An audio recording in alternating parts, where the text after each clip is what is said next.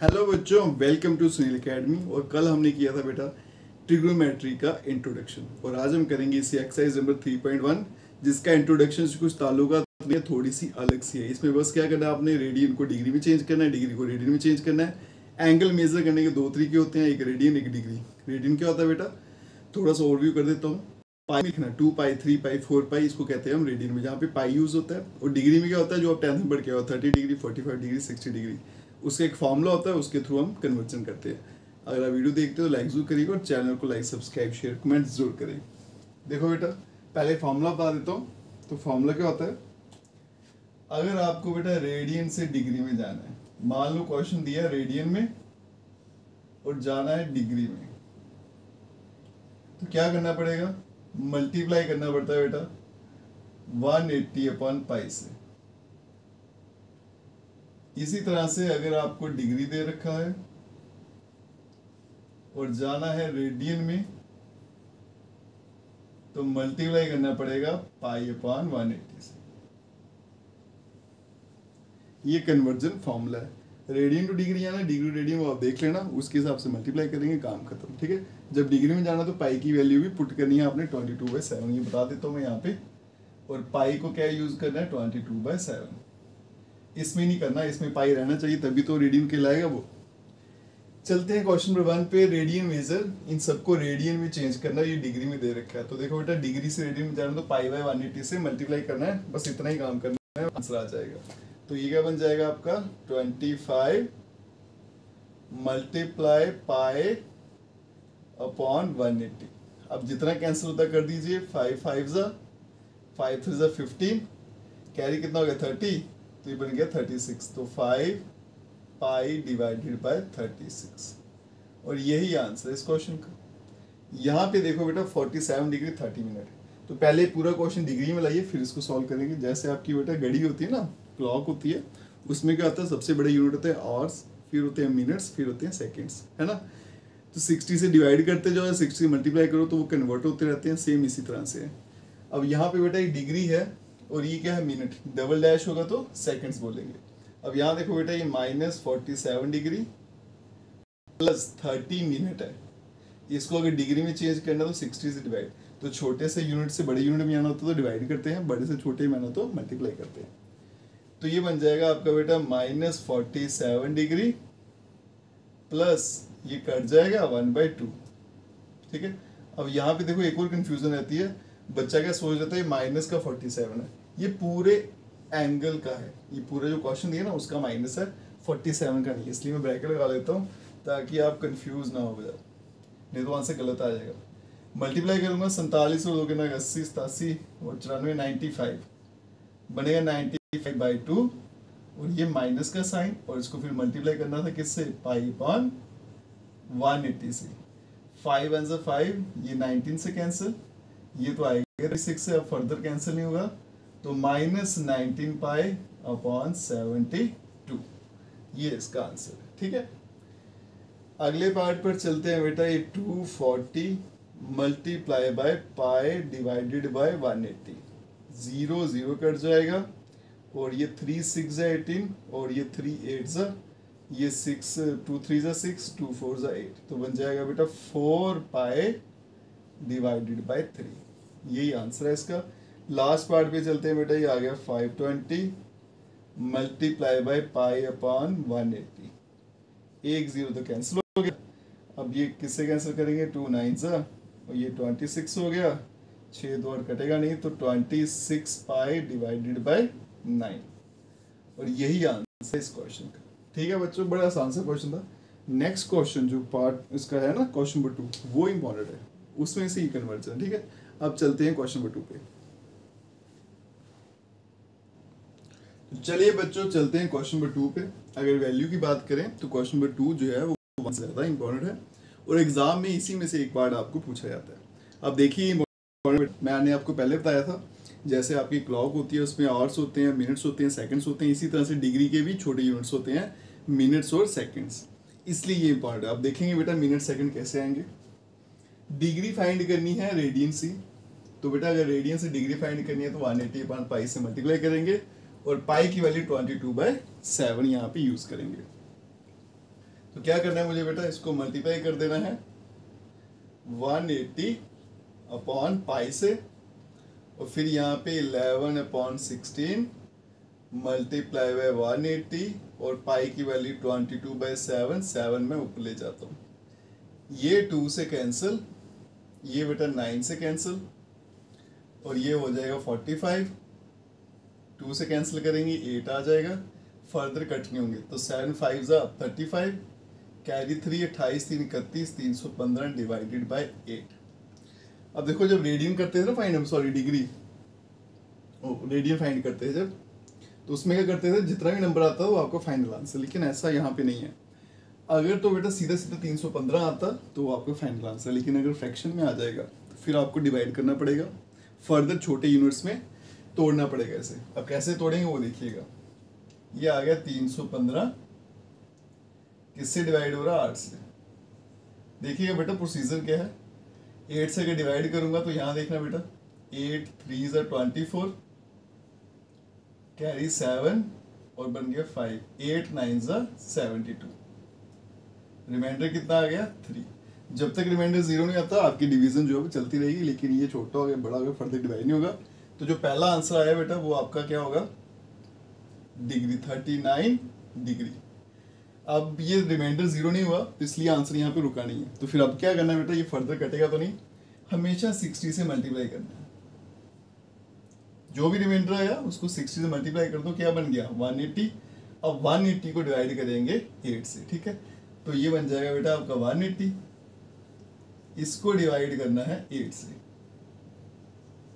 8 2 से कितना होता है 16, ये 2 और 0 20, 8 2 से 16 और रिमाइंडर क्या आ गया 4। ये जो नंबर आया इसको बोलेंगे 22 मिनट्स। पहला आंसर डिग्री आएगा, एक बार और डिवाइड करेगा तो मिनट्स में, एक बार और डिवाइड करेगा तो सेकंड्स में, उससे आगे डिवाइड नहीं होगा, वो फाइनल आंसर है। अब चाहे रिमाइंडर आए या फिर नहीं है। फिर छोटा हो गया तो मल्टीप्लाई कर दो 60 से, कितना हो गया 240, और डिवाइड तो उसी से करना 8 से, 8 3 जा 24, ये बन गया 30। तो यहाँ पे ये पूरे का पूरा कट हो गया तो बन जाएगा 30 सेकेंड्स, और यही इस क्वेश्चन का आंसर है। आपकी एनसीईआरटी बुक के पीछे ऐसे लिखा होगा, लेकिन यहाँ तक पहुँचने के लिए ये प्रोसीजर आपको फॉलो करना पड़ता है, ठीक है। इसको अच्छे से देख लेना बेटा। अगर तो रिमाइंडर 0 आ गया यहीं पे खत्म हो गया, नहीं आया तो 60 से मल्टीप्लाई करके फिर करो, फिर रिमाइंडर 0 आ गया यहीं खत्म हो गया, नहीं आया फिर 60 से मल्टीप्लाई करो। अब यहाँ पे मान लो अगर रिमाइंडर आ भी जाता तो भी फर्क नहीं पड़ता, क्योंकि फर्दर ये और छोटा नहीं होगा। तो ये आपका फाइनल आंसर है, इसलिए ये क्वेश्चन इंपॉर्टेंट है। अगले क्वेश्चन पे भी चलते हैं बेटा। 180 अपॉन पाई, ठीक है, और पाई की वैल्यू क्या आती है 22/7। मैं यहाँ लिख देता हूँ 22 मल्टीप्लाई बाय 7। 2 2 से होगा और 2 11 से होगा, फर्दर नहीं कटेगा ये। 18 दूने 36, 17 इंटू 18 करते हैं तो 36 इंटू ये बनेगा बेटा 360।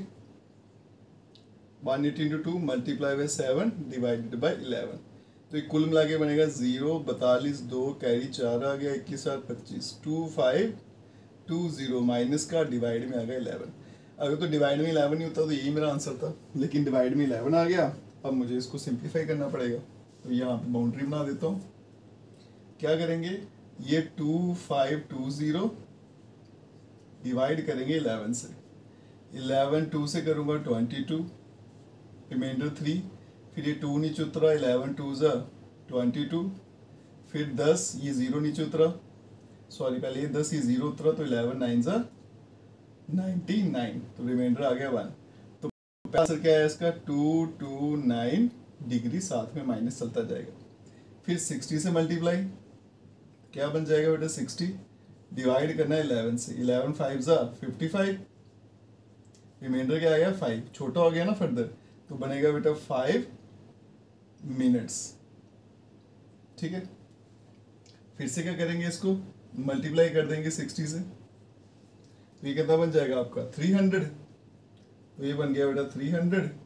11 से अगर मैं डिवाइड करूंगा 11 2 जा 22, ये बन गया 80, 11 7 जा 77, रिमाइंडर आ गया 3, तो 27 मिनट्स, ठीक है जी। अब यहाँ पे रिमाइंडर देखो 3 आ गया, लेकिन ये फर्दर छोटा नहीं हो सकता, तो मुझे यहीं पे अपना आंसर रोकना पड़ेगा। इसको मैं फिर चेक कर लेता हूँ। 22 कैरी कितना आया था 3, 32 बन गया 22, 10 आया 0, 100 आ गया 99। हाँ ठीक है जी। तो इस तरह से बेटा इसका आंसर आ गया। ये दो ही पार्ट थे लेंथी लेंथी, और एग्जाम में यही दो पार्ट आपको ज़्यादातर पूछे जाते हैं। बाकी रह गया आपका थर्ड और फोर्थ। फोर्थ को अगर मैं थोड़ा स्पेस दे के लिखूँ ना, ये तो इधर ही खत्म हो जाएंगे। ये मैं फोर्थ इधर लिख देता हूँ 7π/6। आप देखो इनका आंसर यहीं पे आ जाएगा। ये मल्टीप्लाई करना है मुझे, किससे मल्टीप्लाई करना था 180/π से। यहाँ पे देखो सीधा सीधा कट जाएगा, पाई पाई कटेगा, 3 6 जा ये 60, और ये 5 × 6 क्या था 30, तो 300 आंसर है। यहाँ पे भी अगर बात करें तो मल्टीप्लाई करना था 180/π से, पाई पाई कट जाएगा, ये 30, तो ये कितना आ जाएगा आपका 210। ठीक है जी। पहले दो पार्ट जो इंपॉर्टेंट है, बाकी दो जो है बड़े आसान है, वो एक लाइन में आपका आंसर आ जाता है। लेकिन ये क्वेश्चन नंबर 2 जो है ये एग्जाम में ज़्यादा आपको पूछा जाता है। अब चलते बेटा नेक्स्ट क्वेश्चन पे। वो क्वेश्चन भी एग्जाम के लिए बड़ा इंपॉर्टेंट है। चलते हैं बच्चों नेक्स्ट क्वेश्चन पे। क्वेश्चन नंबर 3 छोटा सा क्वेश्चन है, सोल्यूशन भी इसका छोटा सा है लेकिन बड़ा कंसेप्चुअल है, लॉजिकल क्वेश्चन है, और कॉम्पिटिटिव एग्जाम में भी इस तरह क्वेश्चन आपको पूछे जाते हैं। क्वेश्चन क्या है बेटा कि एक व्हील मेक्स 360 रेवोल्यूशन 1 मिनट। एक व्हील है, कोई पहिया है, वो 1 मिनट में 360 बार गोल गोल घूमता है। Through how many radians does it turn in 1 second. तो 1 सेकेंड में कितना एंगल कवर करेगा वो मुझे बताना है, लेकिन एंगल का आंसर रेडियन में लाना है। 1 सेकेंड में कितना एंगल कवर करेगा ये मुझे पूछा गया। तो पहले मैं देखूंगा कि 1 सेकेंड में वो कितनी बार घूमता है, क्योंकि मुझे जो इन्फॉर्मेशन दी है वो 1 मिनट की दे रखी है, मतलब 60 सेकंड में कितना घूमता है वो बताया है, लेकिन आंसर जो है वो 1 सेकंड का बताना है। तो इसलिए मैं देखूंगा कि 1 सेकंड में वो कितनी बार घूमता है। तो यहाँ पे सबसे पहले लिखूंगा बेटा angle, revolution, number of revolution. यहाँ लिख लेते हैं बेटा number of revolution made by wheel in 1 minute. तो क्वेश्चन में बोला है कि 1 मिनट में 360 बार घूमता है। तो बेटा 1 मिनट को मैं चेंज करके 60 सेकेंड्स अगर लिख दूं तो कोई फर्क तो नहीं पड़ेगा। तो इसको मैं लिख दूं अगर 60 सेकेंड्स, तो भी एक ही बात है। तो 60 सेकेंड में इतनी बार घूमता है, तो इसलिए रेवोल्यूशन वो 1 सेकेंड में कितनी बार घूमेगा बेटा, तो 360 डिवाइडेड बाय 60, 0 0 कैंसिल, आ गया 6। तो मतलब 1 सेकेंड में वो 6 बार घूमता है। अब 6 बार घूमने पे कितना एंगल कवर किया वो मुझे बताना है। अब यहाँ देखो बेटा, angle covered by wheel, covered by wheel in 1 revolution. जब वो एक बार घूमता है तो कितना एंगल कवर करता है बेटा, वो एंगल होता है 360 डिग्री। अब मुझे कैसे पता चला, क्योंकि मुझे पता है बेटा जो सर्कल जब एक बार पूरा घूमता है ना, सर्कल, तो व्हील जो है सर्कल शेप में होता है। जब सर्कल एक बार घूमता है पूरा तो कितना एंगल कवर करता है 360। तो जब एक बार घूमेगा व्हील तो कितना एंगल कवर करेगा 360। लेकिन आंसर मुझे रेडियन में चाहिए, तो अगर रेडियन में लाना है तो π/180 से मल्टीप्लाई कर देंगे। ये 2 से कट जाएगा तो क्या आया 2π। तो मतलब एक रेवोल्यूशन में वो कितना एंगल कवर करता है 2π। लेकिन उसने कितने रेवोल्यूशन किए हैं 6। तो angle covered by wheel in 6 revolutions. तो 6 रेवोल्यूशन जब वो करेगा, 6 बार घूमेगा, तो कितना एंगल कवर करेगा 2π × 6 = 12π। और यही इस क्वेश्चन का आंसर है। और आंसर आपको रेडियन में लाना था इसलिए पाई में आया, नहीं होता तो 360 को ही 6 से कर देते तो आपका आंसर आ जाता है। एग्जाम के लिए क्वेश्चन बड़ा इंपॉर्टेंट है बेटा। अब चलते हैं नेक्स्ट क्वेश्चन पे। तो चलिए बच्चों चलते हैं क्वेश्चन नंबर 4 पे। इसमें नया फॉर्मूला लगेगा, वो भी बताते हैं आपको क्या है। Degree measure of angle subtended at the centre of circle of radius 100 centimetre bye an arc of length 22 centimetre. ये आपका क्लास 10th में वो चैप्टर था ना, एरिया रिलेटेड सर्कल, उसमें एरिया ऑफ सेक्टर बनता है जो, ये उसी तरह की एक डायग्राम बनती है। ठीक है, ये मेरा सेक्टर होता है ना, वो मैंने बना दिया। ये आपकी आर्क है, इसकी लेंथ 22, रेडियस 100 है। ये जो सेंटर में एंगल ना थीटा, ये मुझे पता लगाना है। लेकिन एक चीज़ यहाँ पे बड़ी इंटरेस्टिंग है, फाइंड द डिग्री मेजर। उसने पहले बोल दिया कि आंसर डिग्री में लाना, इसका मतलब कुछ गड़बड़ी है। अब देखो इसके लिए क्या होता है, एक फॉर्मूला यूज होता है बेटा, वो क्या होता है, theta equals to L by R, और ये जो थीटा का आंसर आता है ये रेडियन में होता है। ये याद रखिएगा, छोटी छोटी चीजें हम इग्नोर करते हैं बेटा, और यही बेसिक होता है, जिसको यही क्लियर है उसके मार्क्स कभी नहीं करते। हम क्या करते हैं, फॉर्मूला याद करेंगे एल अपॉन आर, लेकिन ये याद रखेंगे कि थीटा जो है इसमें रेडियन में होता है। तो जब भी आप ये फॉर्मूला लगाते हो तो थीटा का जो भी आंसर आता है वो बेटा रेडियन में होता है बाई डिफॉल्ट। तो उसने क्या बोला, डिग्री में लाइए, फिर बाद में उसको डिग्री में चेंज करेंगे, ठीक है।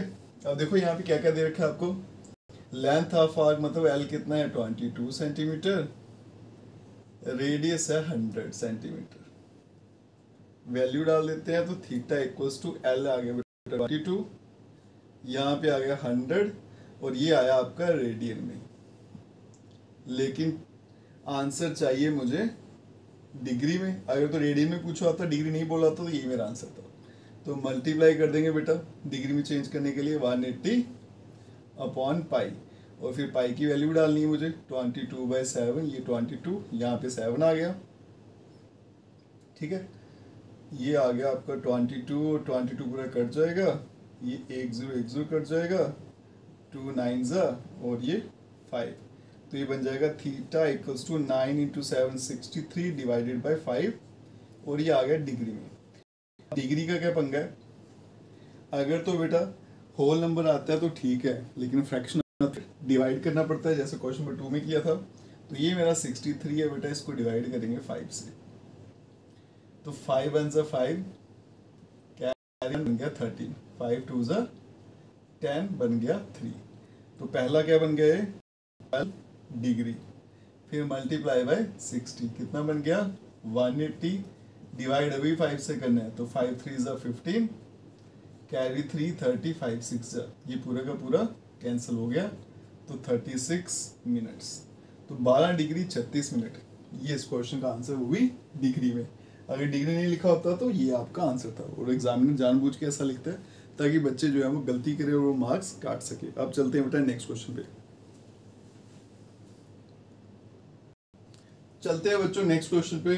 एक सर्कल है जिसका डायमीटर 40 सेंटीमीटर है, तो यहाँ लिख देते हैं बेटा इसको डायमीटर, ये है डायमीटर ऑफ सर्कल, कितना है 40 सेंटीमीटर, लेकिन हमें तो रेडियस चाहिए होता है बेटा, तो रेडियस ऑफ सर्कल कितना हो गया 20 centimetre. Length of card is 20 centimetre, ठीक है। तो लेंथ ऑफ कार्ड ये भी मुझे दे रखी है, लेंथ ऑफ कार्ड ये भी कितना है 20 सेंटीमीटर, और मुझे find length of minor arc of the card. तो इन शॉर्ट आपको लेंथ ऑफ आर्क जो है लगानी है। अब देखो बेटा इस इंफॉर्मेशन से मैंने डायग्राम बनाई है, जो आप सेक्टर बनाते हैं सेगमेंट वाली, वो बनाइए पूरी पूरी, क्योंकि इसमें कार्ड की बात की है, सेक्टर ना हो बीच में कार्ड बनाते। रेडियस 20 है बेटा, तो ये 0 से लेके ये वाली लाइन, 0 से लेके ये वाली लाइन, ये दोनों 20। लेंथ ऑफ कार्ड क्या है 20। तो अगर आप देखो तो triangle O A B, therefore triangle O A B ये क्या बन जाएगा, इक्विलेटरल ट्राइंगल, इक्विलेटरल ट्राइंगल। इसकी साइड साइड बराबर है, तो इसका मतलब जो थीटा आएगा वो कितना आएगा यहाँ पे 60 डिग्री, ठीक है जी। और मुझे लेंथ ऑफ आर्क करनी है बेटा, उसका फॉर्मूला क्या होता है, theta equals to L by R. तो एल क्या बन जाएगा थीटा और आर, लेकिन यहाँ पे इस फार्मूले में बाय डिफॉल्ट जो एंगल होता है वो रेडियन में होता है, और ये वाला एंगल किसमें बेटा डिग्री में, तो इसको पहले रेडियन में चेंज करना पड़ेगा। तो पाई अपॉन 180 से मल्टीप्लाई करूंगा, तो ये बन जाएगा पाई बाय 3 रेडियन। अब इसकी वैल्यू यहाँ डालते हैं, अगर मैं 60 डिग्री डाल देता तो गलत हो जाता आंसर, किस में चला जाता बेटा डिग्री में, लेकिन बाय डिफॉल्ट ये वाला आंसर हमेशा रेडियन में होना चाहिए। तो L इक्वल्स टू थीटा की वैल्यू आ गई pi by 3 multiply by R, R कितना है 20, तो L equals to 20 pi by 3, और यही आंसर है इस क्वेश्चन का, ठीक है जी। यहाँ पे गलती लगती है बेटा, जब भी ये फॉर्मूला लगाओ तो थोड़ा एक्टिव हो जाना, माइंड को एक्टिव कर लेना कि यहाँ पे आंसर को जो एंगल आएगा वो रेडियन में आएगा, तो अगर एंगल डिग्री में है तो उसको चेंज कर लेना, नहीं तो आपका आंसर जो है वो गलत हो जाएगा। अब चलते हैं नेक्स्ट क्वेश्चन पे। तो क्वेश्चन नंबर 6 में क्या है बेटा, if in two circle arc of same length, दो सर्कल है, लेंथ ऑफ आर्क दोनों का सेम है, एंगल एक में 60 डिग्री है, दूसरे में 75 डिग्री है सेंटर में, रेशियो ऑफ द रेडियस, दोनों सर्कल का रेडियस का रेशियो क्या है वो मुझे पता लगाना। तो यहाँ पे देखो बेटा, θ1 पहले का एंगल क्या है 60 डिग्री और दूसरे का एंगल है θ2, उसको ले लेते हैं हम 75 डिग्री। ठीक है जी। अब यहाँ पे देखो बेटा दो एंगल है तो इसलिए θ1 θ2 ले लिया, एक को तो थीटा ही चलता है। अब लेंथ ऑफ आर्क वाला जब भी बेटा कंसेप्ट आता है तो मुझे पता है ये डिग्री में नहीं रेडियन में होना चाहिए, पहले इसको रेडियन में कन्वर्ट कर लेते हैं। θ1 equals to 60 degree multiply by pi upon 180, तो ये कुल मिला के पाई अपॉन 3 रेडियन में आ गया। इसको अगर कन्वर्ट करेंगे तो 75 मल्टीप्लाई बाय पाई अपॉन 180, 5 1 से 5, ये 15 से कैंसिल, ये 36 से हो जाएगा, 12 से 3 5 से, तो ये बन जाएगा 5 पाई बाय 12। अब क्या है बेटा, let L1 and L2 be the length of arc. दो सर्कल है ना, तो एक ही लेंथ ऑफ आर्क जो है उसको मैं L1 मान लेता हूँ, दूसरे को L2, और क्या बोला गया है कि सेम है बेटा लेंथ ऑफ आर्क, मतलब L1 और L2 दोनों बराबर हैं। थीटा क्या होता है मेरे पास, यहाँ देखो थीटा क्या होता है L बाय आर, तो L का answer theta multiply by R, तो ये L है बेटा, इसके क्या आएगा θ1 R1 और यहाँ पे θ2 R2, क्योंकि रेडियस दोनों का सेम नहीं है इसलिए R1 R2 लिख दिया। θ1 θ2 की वैल्यू मेरे पास है, क्या बनेगा पाई बाय 3, यहाँ पे R1 और θ2 कितना आया 5 पाई बाय 12 और यहाँ पे आ गया R2। रेशियो किसका पता लगाना था, R1 और R2 का, तो R1 डिवाइडेड बाय R2, इसको यहाँ भेज देता हूँ, इसको उठा के यहाँ भेज देता हूँ, क्या बनेगा 5 पाई बाय 12 मल्टीप्लाई, ये 3 डिवाइड में तो मल्टीप्लाई में चला जाएगा और पाई नीचे आ जाएगा, पाई पाई कट गया, 4 से कट गया, तो R1 रेशियो R2 जो है वो आएगा बेटा 5 रेशियो 4, और ये इस क्वेश्चन का आंसर है। अब चलते हैं इस एक्सरसाइज के लास्ट क्वेश्चन पे। तो चलिए बच्चों चलते हैं इस एक्सरसाइज के लास्ट क्वेश्चन में, क्वेश्चन नंबर 7। बड़ा सिंपल सा क्वेश्चन है और सिंपल से इसका सोल्यूशन है बेटा। क्वेश्चन में क्या है, एंगल फाइंड करना है रेडियन में। चलो जी एक टेंशन खत्म हुई, कन्वर्ट करने की, सीधा डिवाइड करना, जो भी है वो आपका final answer. Pendulum swings if its length is 75 centimetre. Pendulum की लेंथ जो 75 सेंटीमीटर है। पेंडुलम बेटा सेंटर से अटैच्ड होता है और बाउंड्री तक जाता है, तो जो चीज़ सेंटर पे अटैच्ड है सर्कल से जाती है उसको क्या बोला जाता है, रेडियस।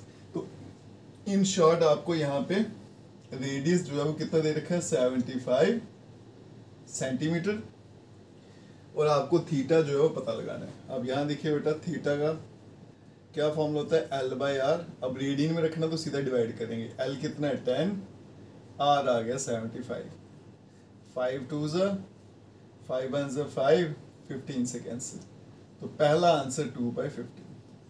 कोई मुश्किल काम नहीं बेटा, बस फॉर्मूले वैल्यू तो क्या formula L by R, L कितना है आप यहाँ पे 15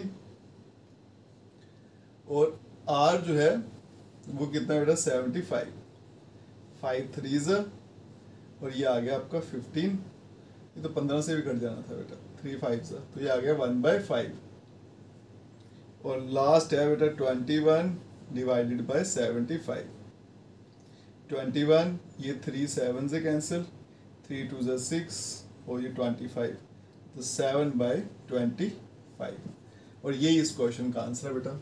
इसके साथ हमारी एक्सरसाइज यहीं पे ख़त्म होती है बेटा। वीडियो बनाने में बड़ी मेहनत लगती है, अगर आप देखते हो तो लाइक जरूर किया करो, चैनल को लाइक सब्सक्राइब शेयर कमेंट जरूर करें। Best of luck.